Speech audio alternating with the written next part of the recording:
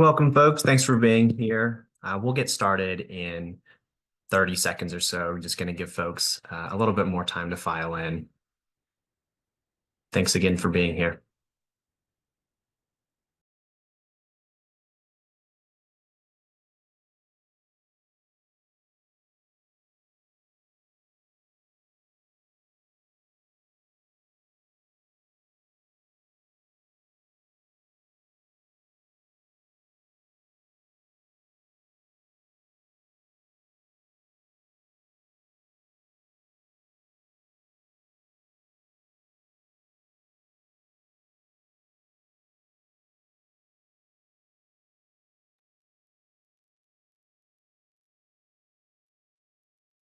All right, well, I'll go ahead and get started. And folks, I think we'll continue to file in over the next few minutes, but we've already got a great crowd here.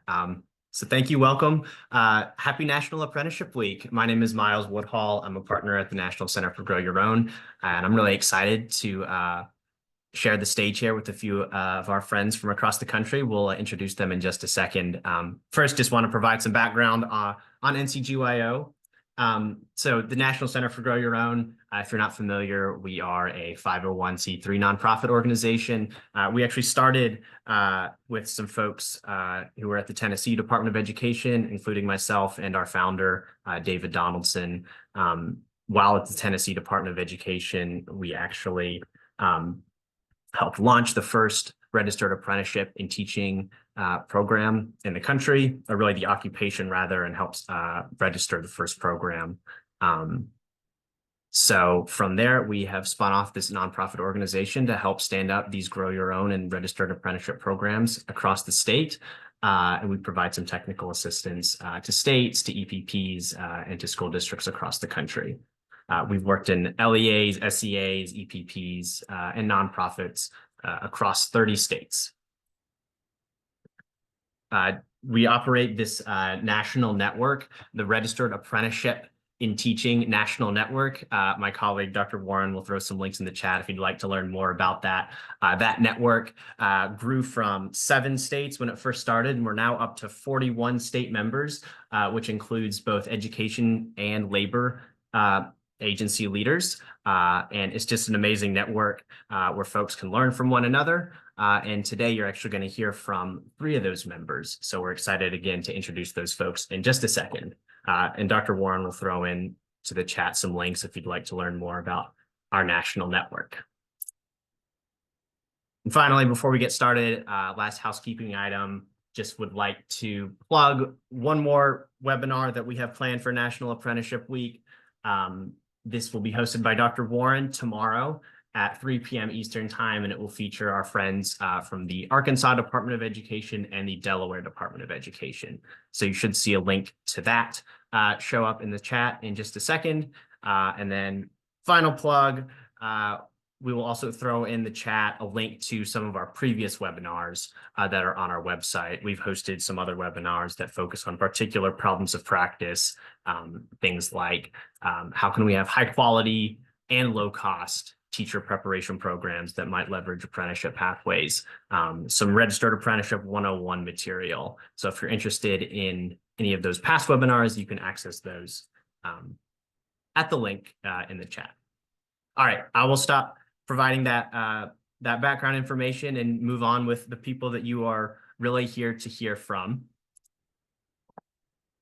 So I will stop sharing screen and call on the panelists for today. So brief introductions. We have Dr. Monica Goyette. She's a project coordinator for the Alaska State Department of Education and Early Development.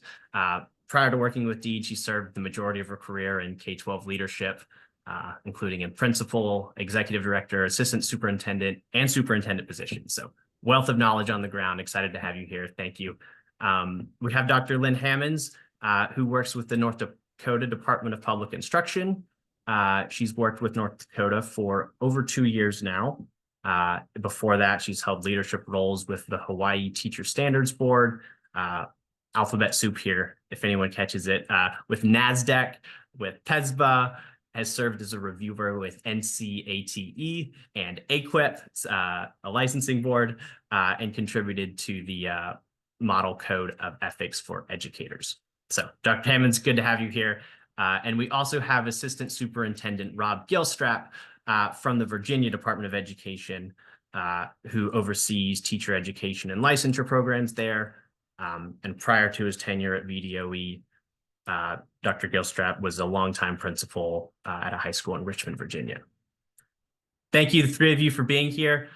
You all are very accomplished individuals. I will go ahead and just call you all by your first names, though, if that's okay, for the sake of this conversation. So Monica, Lynn, and Rob, that's who we have on board with us here. Thank you again, and happy National Apprenticeship Week. All right, so I'll get us started with this first question here. Really just to sort of set the table.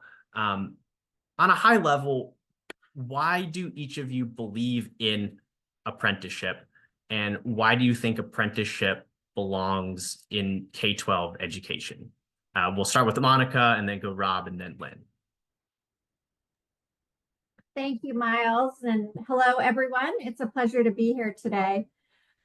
Just from a global perspective, not specific to Alaska, there's really some key benefits of the apprenticeship model. And the first, obviously, is job-embedded learning with long-term mentorship. When students go to college and they have not had any experience in public education, they don't have a contextual reference to connect their learning to. And so I think the opportunity to be working in schools as you're going through your related instruction is an incredible opportunity to reinforce that learning, adjust your practices as you're learning new theory-based content. And so I think that is one of the key features. I also think that long-term mentor relationship, which I hope continues to go long beyond the formal journey worker apprentice time, especially in rural Alaska, where we're really targeting very small communities. I think another critical feature is that it's community-based workforce development. People can stay at home. They don't have to leave. And we know nationally, over 60% of teachers live within a very small range of where they grew up. So if we can educate people from those communities, they're more likely to stay in them. And then I think probably one of the biggest attributes is the financial accessibility for people. They can earn and learn, as David Donaldson says.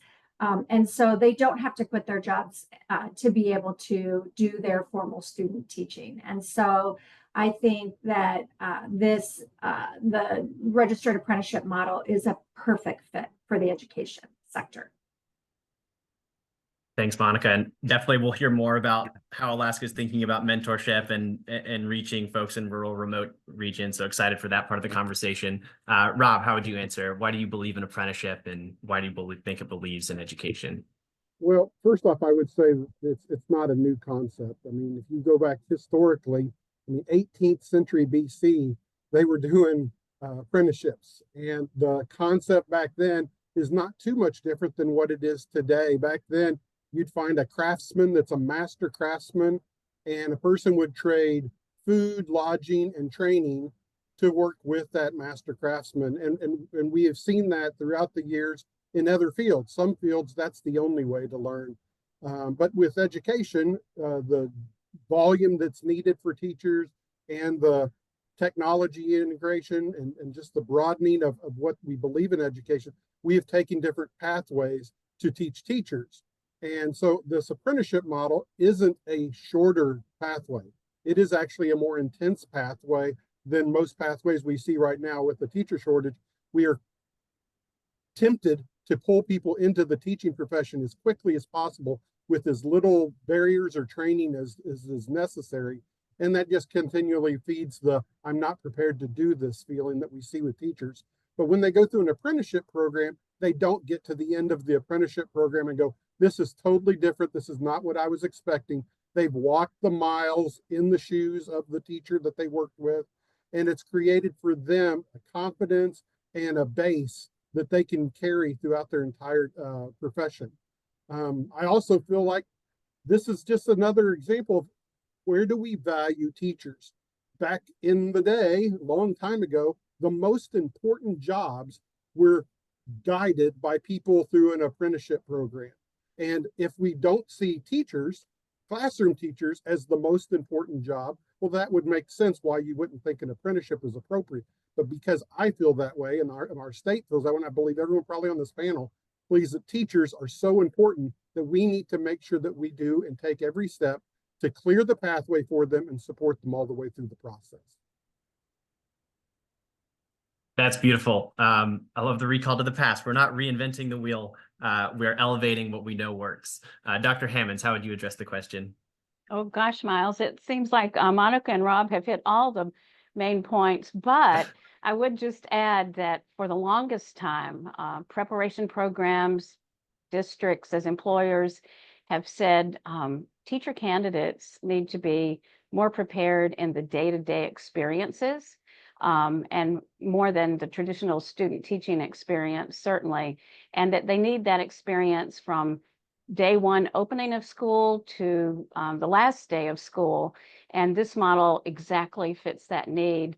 And the other thing, a major barrier for a lot of folks who really are qualified to become licensed teachers, previously, ordinarily, a person would have to quit their day job to do their student teaching.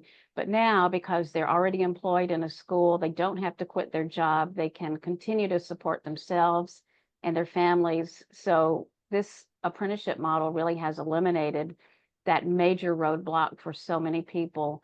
I think it answers a lot of need everywhere, preparation programs, school districts, and most importantly, for the apprentices themselves.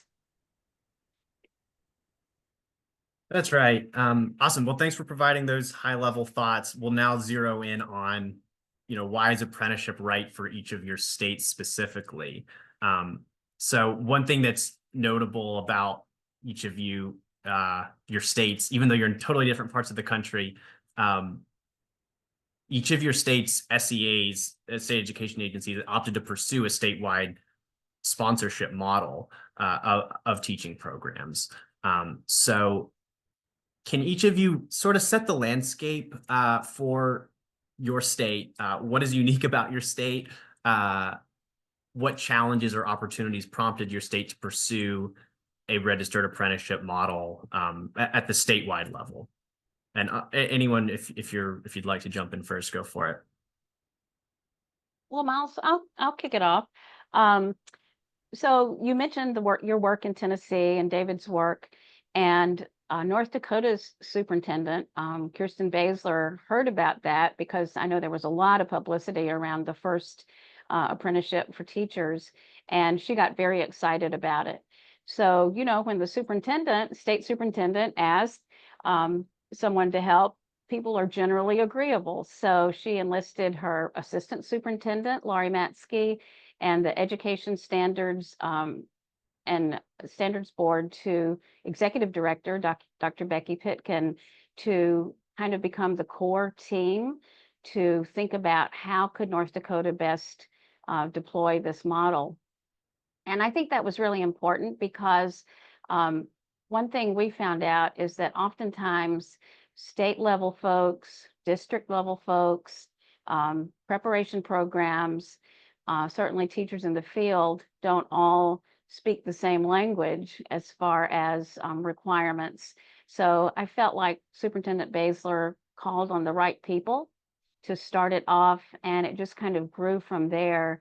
And the good thing was people were very interested, mainly because what they had seen happen in Tennessee, and that's kind of where we got started. And then kind of enlarging on that, asking other state agencies like the CTE office, the Office of Apprenticeship, Workforce North Dakota, to come in at the very beginning and help plan instead of having planning and then asking folks for their input. So I think it was a lot of pre-planning and getting the right people to kick it off. I'll go next, Miles, if that's all right. First, I want to say is, Dr. Coons, our state superintendent, was in Tennessee when you all were doing your work in Tennessee to get this all started. And I don't want to underestimate or undervalue the change that having teachers as an apprenticeshipable profession has done. Because before that, if we had $10 million, we just would be doing a $10 million scholarship to help pay for college. That's what we would do at the state level. If we had 10 million and we wanted to increase the teacher, we would go find teachers that are interested, that are close, and we would provide some sort of scholarship for them. But once we changed from just giving scholarships to go into an apprenticeship model, it changed the way we view that transaction, from just a give money, go do education and hope it all works out, to a step-by-step support system all the way through the process. And not just the support for the future teacher, but also a support for the division that they're currently in, and a support for the EPPs as they need support on how they have to train teachers differently through an apprenticeship model or through any of the changes that we've seen since the pandemic. So I just say that everybody was looking for more teachers coming out of the pandemic, and everybody was also trying to figure out, how are we going to afford this? And with the apprenticeship model, it allowed us to actually pay people to do the work that we used to require them to do for free. And I've been on enough calls with David, the crime of charging student teachers to pay for their own student teaching experience. So the apprenticeship model has allowed us to move away from that. And we've just, in our state, and I'm sure these other two states, we've been able to broaden our focus beyond just people who wanted to become teachers all along, to areas of where we have people who are just interested in loving kids, and even trying to instill that in our younger generation more than we have in the past probably 10 or 20 years. All right, I'll jump in there. And every state has unique challenges, and we all think ours are the hardest, but I do believe that Alaska does actually have some very unique challenges. So I want to kind of paint a context first of what we're operating within. Alaska is twice the size of Texas, and only 20% of our communities are accessible by road. The rest of them you get to by boat, by airplane, or by snow machine. And for many of those communities, they're in Arctic regions. So we have to deal with the variable of travel and all those things. In addition, there are 574 recognized federal tribes in the United States. 229 of them are in Alaska. So there is no one predominant Native Alaskan culture. And culture was a huge part. Growing locally is a huge part of our focus.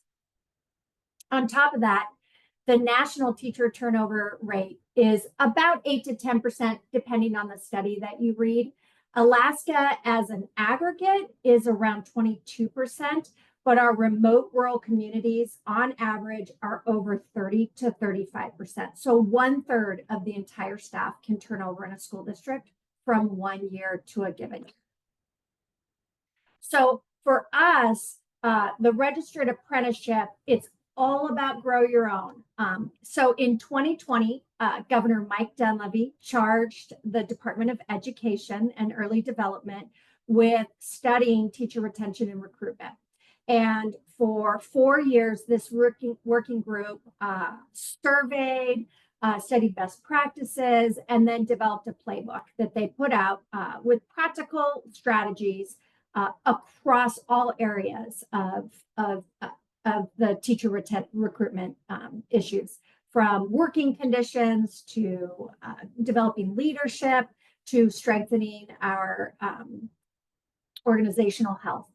And so one of those areas was growing your own alternative pathways to certification. So that's really where this work stems from. Our State Board of Education charged Commissioner Dina Bishop with moving forward with alternative pathways to certification. So for us, this is about dealing with our persistent high teacher turnover and the negative impact that have on students. When you're a kid and every single year you have a different grown-up in front of you, and that grown-up swears that they're going to stay there and they never do.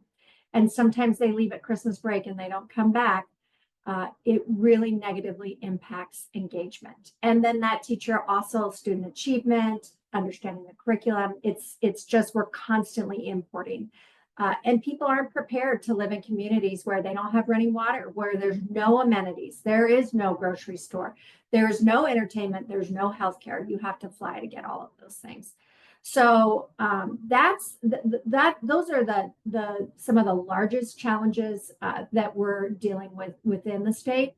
And then one of the biggest focuses, and I'll certainly talk about this more throughout the webinar, but is just the cultural relevance. And so the disconnect when we're importing people from the South, and the South is incredible, but it's very different from living in a Native Alaskan community in the Arctic. So thanks, Miles. That's right. And I think we visited Alaska in February, and I think it was a light February. It was still like in the 30s, but I get what you're saying. Awesome. Well, thanks for that, everyone. I'll pull on a few of those threads and later in the conversation. So while each of you are pursuing a statewide apprenticeship model, each of your states is still approaching it a bit differently. And each of you face different challenges and opportunities as all three of you have just described that would shape how your program is actually run. So I want to spotlight a few best practices and strategies that we've seen in each of your states that I think our audience will be really interested in hearing from. Rob, we'll start with you. So Virginia has a really robust K-12 teacher apprenticeship program. I think you will infuse some ESSER funds in the beginning to stand up a lot of those initial programs. Virginia, you've also recognized that the apprenticeship framework could really like vertically integrate and not actually be limited just to K-12 teacher. Can you share how you and Virginia are thinking about not just K-12 teacher, but also thinking about principal, thinking about pre-apprenticeship, possibly even teacher aide positions? What does that vertical alignment look like, and why do you think that matters? Sure. Thanks, Miles. One way to think of it for us is to think of it as a continuum from when you start to when you end. And we got to be clear on what we're talking about. When you start the educational pathway and when you end the educational pathway as a school or a school division. And so there's a couple words I want to associate with each phase. The first one would be inspire. So we're talking at the beginning of this continuum, and we're trying to inspire those who have the world before them to choose education, to choose to be a teacher. I went to the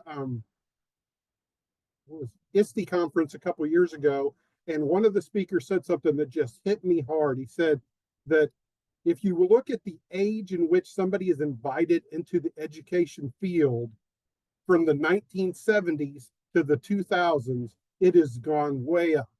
In the 1970s, if you had some shining lights in you that made it clear to a teacher that you would be a great teacher someday, that they would start asking you about or talking to you about, hey, someday you ought to be a teacher. You really are good at this. They would start that in the 3rd grade. And now, most of the time, we don't see that in most schools until somebody is either in college or just leaving high school.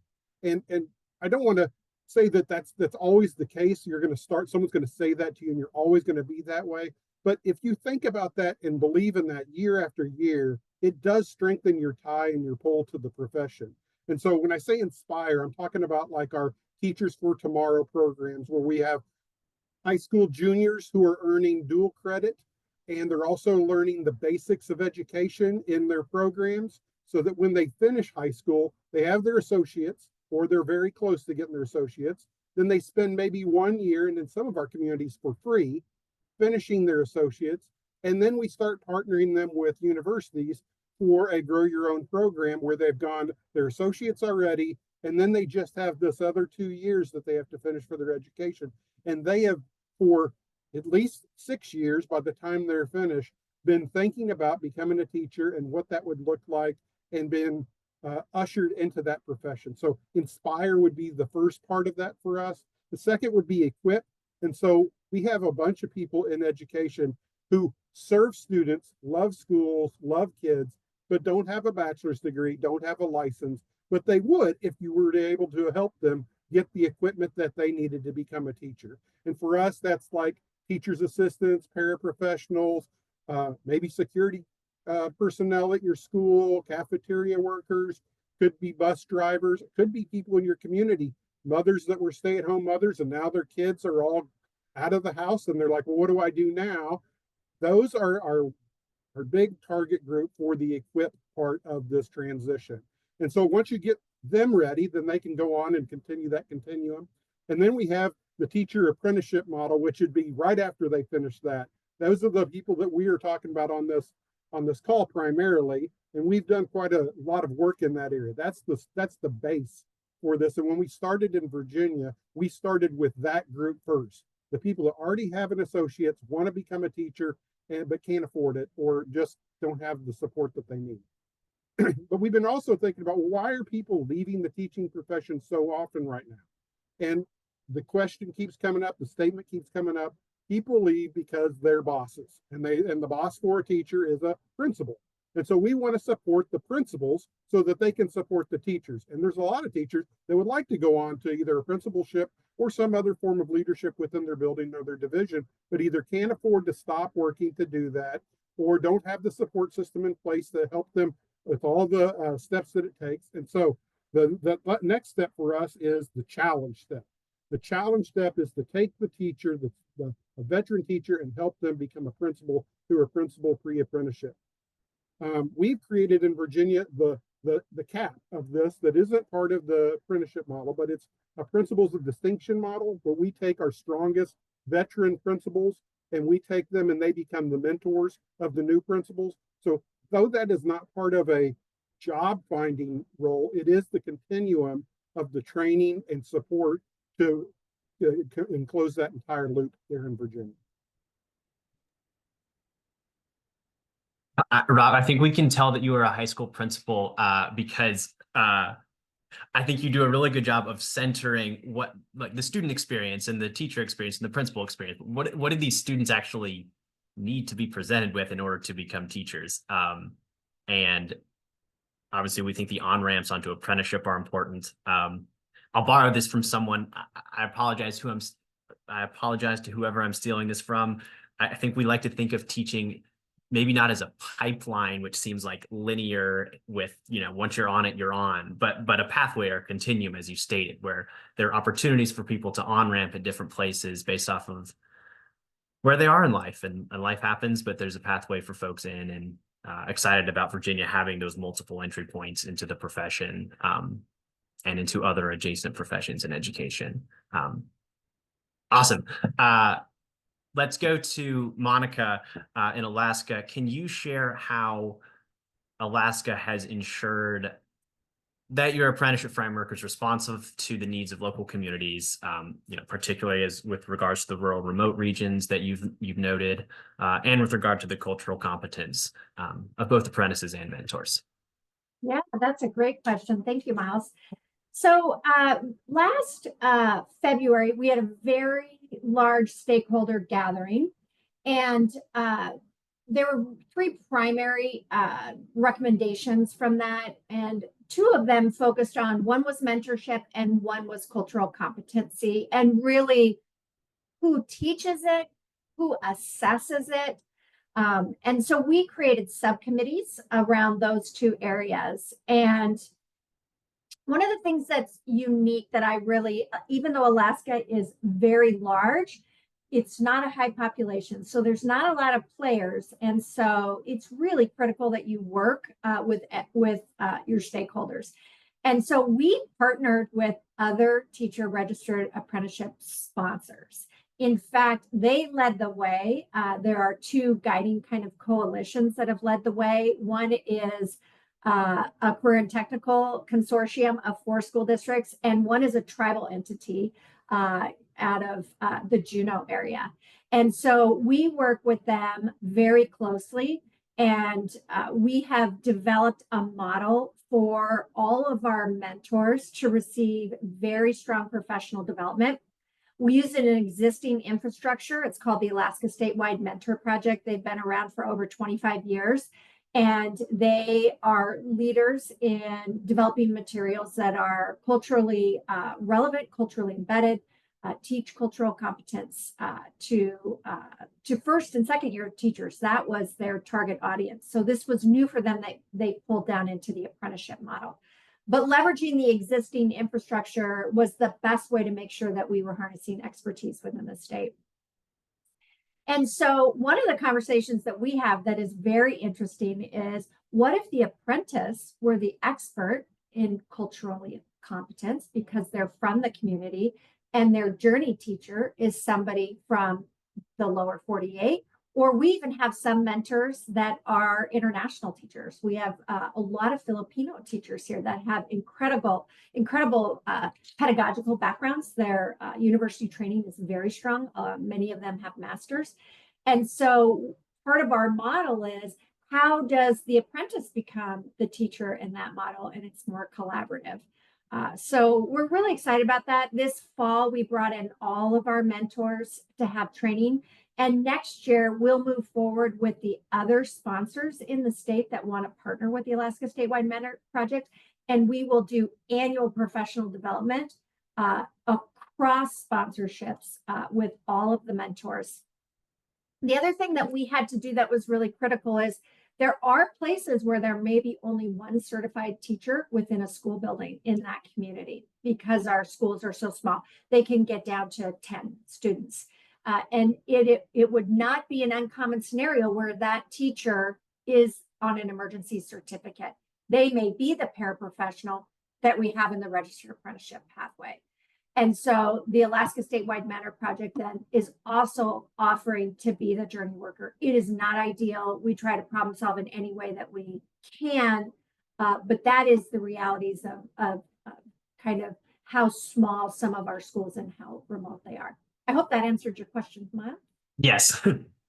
Yeah, and I think what you all have done at the state level is, I mean, you know the realities of your state, so it's you have been exceptionally responsive to their needs. And just even the idea of partnering with other program sponsors, Alaska, I don't think you've taken the tact of saying, like, get out of the way, the state's the sponsor now, but you're in fact collaborating with them, which already has led to, I think, a lot of really fruitful conversations.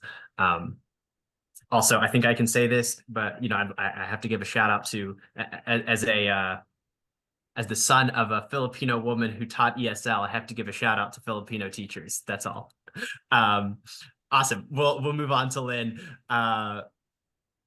Lynn, one thing, North Dakota is relatively speaking, you know, a year or two ahead of many states in terms of implementing this. One thing we've seen states grapple with is determining, you know, between the state, school districts, EPPs, other interested parties, you know, who does what in terms of program implementation and apprentice support. Can you share how you and NDDPI have thought through what role NDDPI plays in program implementation versus what role the EPPs and school districts play? Sure. Thanks, Miles. And, you know, early on, you're right. We had a lot of conversations about what is the best way to do this. And as I mentioned before, one of the agencies that DPI consulted with before the work really started was the state's Office of Apprenticeship. And the director really kind of laid it out in a very logical way. His recommendation was for DPI to be the sponsor for all of the apprenticeship programs. So that's the route we went. And as we were the sponsor, it was relatively easy to add on training providers and employers as LEAs. So we are the only registered apprenticeship sponsor in North Dakota. And the second thing we did was think about how do we involve the EPPs. As I also said, the state licensing agency's executive director was heavily involved and continues to be in our work. And we thought, well, you know, how would we go about this? So DPI asked any interested state-approved preparation programs to submit information that would give DPI an idea of, which EPPs have the capacity and the interest to become registered apprenticeship providers. So out of all of the state preparation programs, 10 expressed interest at the very beginning. And after DPI received its SAFE grant, the way that we distributed that money is to have, we've had 4 rounds now of competition for the 10 interested EPPs. And we've awarded most of our money, but it was really an interesting process because the preparation programs were interested in different license fields, and they were thankfully all across the state. So we felt like it really gave a good variety of different kinds of programs. There are mostly public institutions, but also a private university and an alternative pathway state-approved program. So it's a good mix, and we think it could meet the needs of any interested apprentice to participate.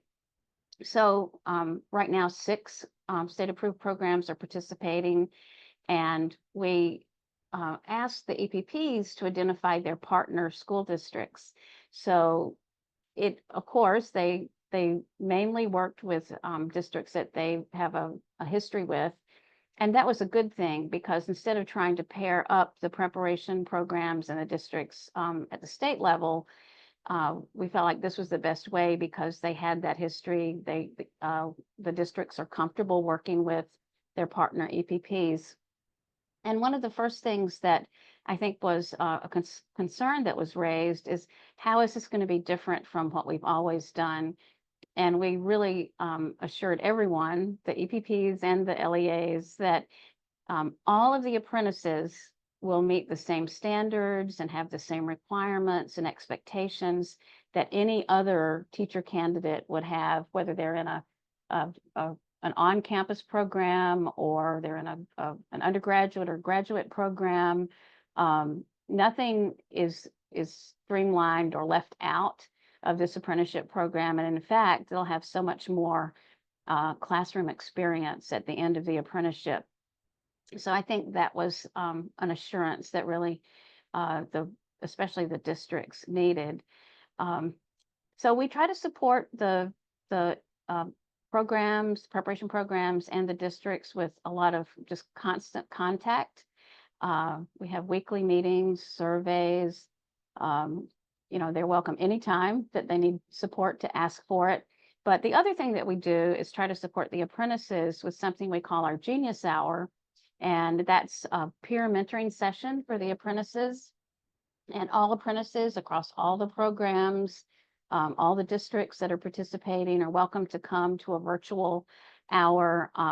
Dr. Pitkin, the licensing agency, and I host the Genius Hour. And it gives the apprentices a chance to talk about their challenges and their successes, what's happening in their schools, and get ideas and learn from each other. And we think that's really important. When we go to conferences, it's one of the best things is talking to our peers, and we've seen that with the apprentices as well. And the main challenge, of course, that they all report is, how do you balance full-time work and full-time coursework and full-time family, a lot of times with young children. So we hear them talk about that a lot. But that's kind of how we crafted the program. And so far, we think it's working well. Thanks. Yeah, if I could just brag, the Genius Hour idea is so it's genius. I don't know, that's cheesy to say.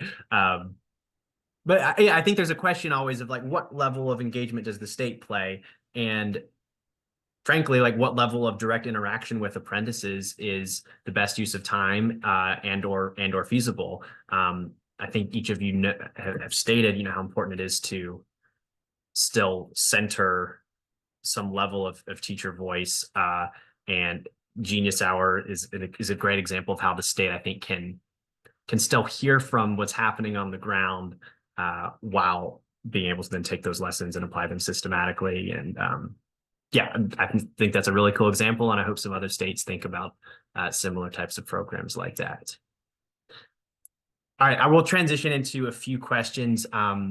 These are open questions. Anyone feel free to jump in wherever, no particular order. A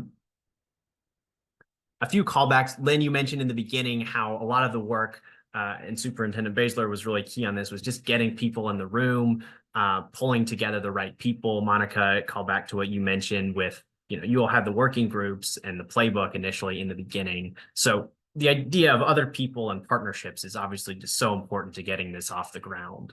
I'm going to list off some groups, other partners that are in this work, and would love to get your all's thoughts on just some specific strategies that you have found effective in building partnerships with some of those groups. And feel free to pass in the interest of time if you don't have anything like to say. But first question, what strategies have you all found most effective in building partnerships, we'll say with EPPs specifically? And if I think folks know this, but if there are non-education folks, education preparation programs or institutions of higher education. So Miles, one of the things we found out in North Dakota right off the bat was that people don't speak the same language. Yeah, so that's right. We found, gosh, just the vocabulary between Department of Labor and educators was different. So first of all, just educating people about what is this, and it's something good. It is not a threat to your program or your district. And then making sure we're all talking about the same thing, because absolutely we were not. So an example is, labor talks about journey workers and education talked about cooperating or mentor teachers. And are those the same thing? So that was the first thing that we realized is get as much information, and NCGYO was so helpful in holding a lot of webinars with us and educating people about it. And I think making people comfortable with what's going on is the first step, because if they're not comfortable, they may not want to participate. So for us, that was really important, to spend a lot of time on the front end, just trying to educate people about how does this work and what's your part in it. I'll add something to that, Miles. For those of you that don't know Virginia very well, it's a very diversely populated state. We've got a whole bunch of people up in Northern Virginia. We've got a whole bunch of people in Virginia Beach and a whole bunch of people in the middle of the state. And pretty much the rest of the state is primarily small cities and rural areas. There are historical colleges in Virginia that go back to the foundation of the country.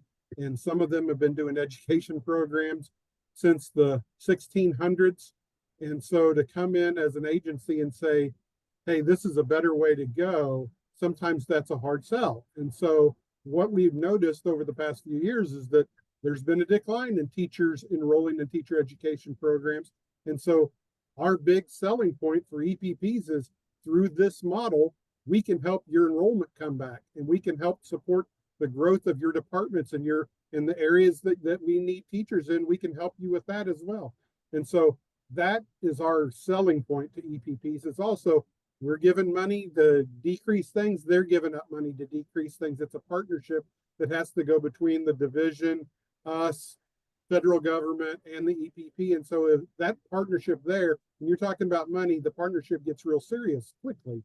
And so that's been another part. I will also say that in our first rounds of our teacher apprenticeship model, we gave bonus points for those that would partner together regionally or with just like-minded and like-needed divisions. So we have an area of Virginia, the southwest part of the state, which is pretty rural, and there's not a whole lot of education support down there. There's a few colleges, but we had 6 or 7 divisions all go together to partner with one private school who was willing to really drastically lower their costs so that they could all work together and provide the support that they needed there.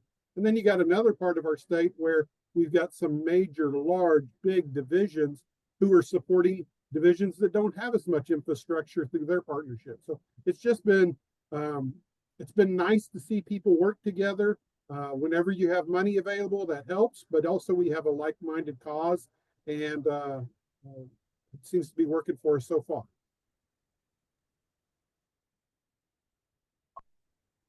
in the state of Alaska, there's just a handful of EPPs. And so we were very intentional about reaching out to all of them and inviting all of them to join.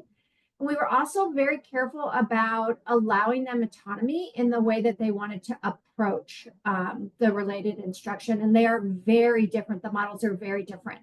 Time will tell which ones have been a little bit more nimble and have a more flexible mindset to the approach, and which are not districts. It's a district's choice to choose who they want to join with. We also looked at an out-of-state provider that several districts was already working with. So really trying to build off those existing relationships. We reached out to school districts that were already working with our in-state EPPs or an out-of-state. And there are our initial pilots in our project. Again, trying to build off existing infrastructure so we're not reinventing the wheel. I think that's a theme that's come up across topics throughout today's webinar. That's right. Yeah. I won't add too much commentary on this. I think with EPPs, there's certainly a balance of one, EPPs are, as each of you have alluded to, I mean, they are in our communities and are next door to our school districts, and that ways are valuable, grow your own partners and understand our talent pools. At the same time, perhaps there's an opportunity to, open things up and drive down costs if that is a consideration. So I know each of you are thinking about those things, and that is certainly something in tension, but a great opportunity as well. All right, what about labor and other state agencies who you have engaged in with this work? What are some strategies that you have found effective in building partnerships with them? I know, Lynn, you mentioned some of that shared language already is so important. Does anyone have any other strategies they would care to offer for the audience? I want to say something before I say the strategy. One of the changes that happened, from the ESSER to, for us, SAFE grant was something important here. It went from the state agencies and the federal government sharing how much money we're going to divvy out from ESSER for these projects to when ESSER went away, it was almost like a fearful point for a lot of our divisions in our state agency on how will we continue this program. And through the SAFE grant, of course, we've been allowed to continue the program, but I think it's also inspiring legislators and members of our executive branch to also pursue state funding to continue this work as well. So the disappearance of the federal support in one area and the reappearance of a longer time frame with the SAFE grant has definitely affected our output on this. I'll give you a tangible example. When we were doing the ESSER grant, we had one of our biggest divisions struggled to get 6 or 10 teachers interested in doing the teacher apprenticeship model. And then once we went to the SAFE grant in the next round, that same division has told me they have over 350 people that are interested in that division. So the confidence and then also the relationship that changed between us and the federal government on that funding level has been an important partnership that we've done with this.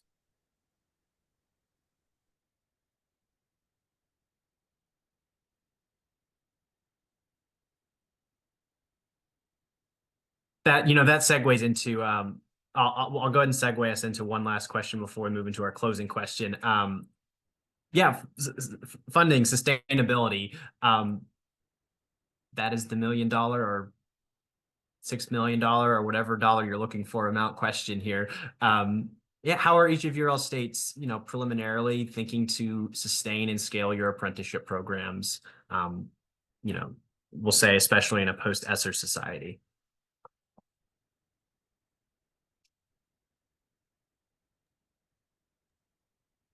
So Miles, North Dakota, okay. North Dakota's legislature enacted Senate Bill 2032 last year, which provides scholarship funds for actually any teacher candidate, whether they're in an apprenticeship or not. So it looks like that's going to continue. So that's one thing. And then we're always encouraging our EPPs and LEAs to seek other funding, whether it's public, private, other kinds of scholarships for their folks to become licensed teachers. So we're hoping this all continues and that people see apprenticeship is such a great process that they'll want to support it with their funding.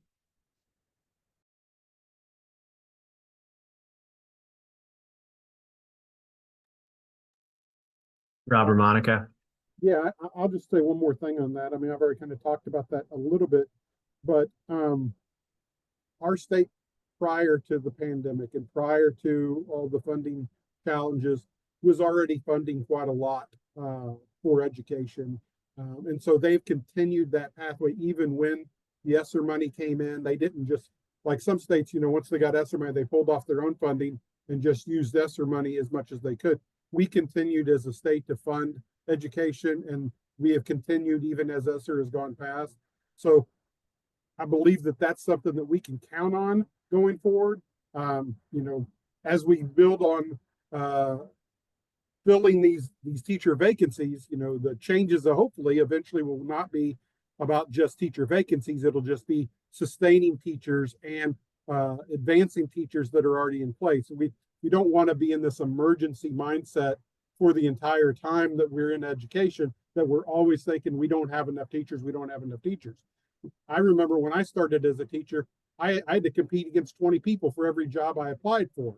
It was a different time than we see now. Just my last few years as a principal, I'd have some job postings that would either go unapplied for or only 1 or 2 per month. And so as we grow with this grow your own model and it becomes more sustained, and the teachers that we bring in are lifetime commitments to their school divisions because of what the division and the community has done for them, I hope we transition away from how do we get as many teachers as we can to how do we strengthen all the teachers we have and keep that growing in itself. So I know that's a little off from what this topic is, but I don't want us to always be thinking about, you know, what are we going to do to fill the hole? The hole needs to eventually stop being a hole. For the state of Alaska, we're really targeting our remote rural areas in registered apprenticeship, and the vast majority of those individuals are Alaska Native that live in those communities. And Alaska organizes our tribal entities organized in regional corporations. There is a lot of funding available through those streams, and so that is an area that we're going to continue to try to braid funding with dedicated state funds and then federal funds.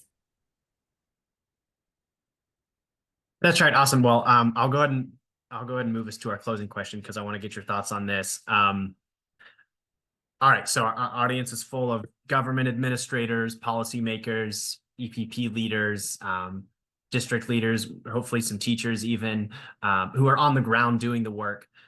Can you give us like a 1-sentence statement that summarizes a key lesson or insight that you have on apprenticeship? You know, if it's particularly good, we'll maybe put it on a poster somewhere so that the audience can take this back, and feel free to elaborate on your statement. Open call, anyone, if anyone is ready and would like to go first.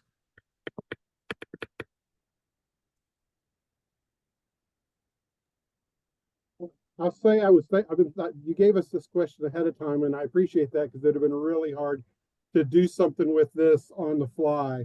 And as you know, Miles, I'm a former military, and we just had our Veterans Day celebrations last week, and so there's been a lot of talk about our military branches and how awesome we view them and how much high regard we view in them. And in a conversation I had with David a year ago, we were talking about how we don't look at teachers in the heroic role that we look at our military. And I think that's a shame. And so I was trying to think, well, what would be a catchy phrase? And I was like, well, let's look at all the ones that I could find. And I'm just going to read off. These are the slogans for our military branches. Aim high, forged by sea, be all that you can be, the few, the proud, born ready. And then there's the USAO has a whole bunch more that I'm not going to go into. And all of them, if you were to think, okay, forget about war and military, think about our teachers and what the service that they do for our country and what they do for our communities, all of those phrases could be applied to them. Every one of them, even the one by the sea, but we would have to change it from the sea. Forged by, you could insert middle schoolers or something like that. There you go. But I think that the best phrase that I would want to say, and I hope that all of us, as we go about our work, we think of this and we think of teachers. We think, thank you for your service. Just like people told me last week over and over, we should say the same thing to our teachers and our principals. Thank you for the service that you give to this country and to your community and to the kids that we are here to support. So that would be my thing I would hope everyone takes away. And the way we thank them is we provide all the supports for them. That's how we can thank them, because they already have the passion. We need to give them the support. Certainly all been forged by that kid in third period, Monica and then Lynn. Well, Gosh, I'm sorry, oh, go Miles. ahead. I didn't read that question that I needed to make a slogan, but really, I mean, for us, it's all about culture and community. We think that's how it's going to stabilize our workforce. I would be remiss if I did not honor Kelly Manning, Deputy Director Kelly Manning. She is the leader of this project. This has been her vision. She found National Center for Grow Your Own at a conference. We thank you for your leadership, Miles, and thank you very much for inviting me. Gosh, Miles, as I serve as the liaison among all of the stakeholder groups in North Dakota, my slogan is communicate, communicate, and communicate again, and build those close relationships with everyone so everybody has all of the information they need to be successful. So my slogan is communicate. That's right. Awesome. Well, on that note, thank you, three of you, so much for your expertise and your willingness to share your lessons with folks across the country. This work couldn't happen without you all. We are almost at time, so I'll go ahead and just provide some closing housekeeping logistics. We have one more webinar series, one more webinar in this webinar series tomorrow with Dr. Carla Warren from NCGYO, alongside leadership from the Arkansas Department of Education and the Delaware Department of Education. You should see a link to that popping up in your chat there. And finally, here's NCGYO's contact information if you would like to get in touch with us. I believe that is it for us today. Again, thank you so much for being here. Happy National Apprenticeship Week. Stay in touch and keep fighting for students and for kids across the country. Thank you all.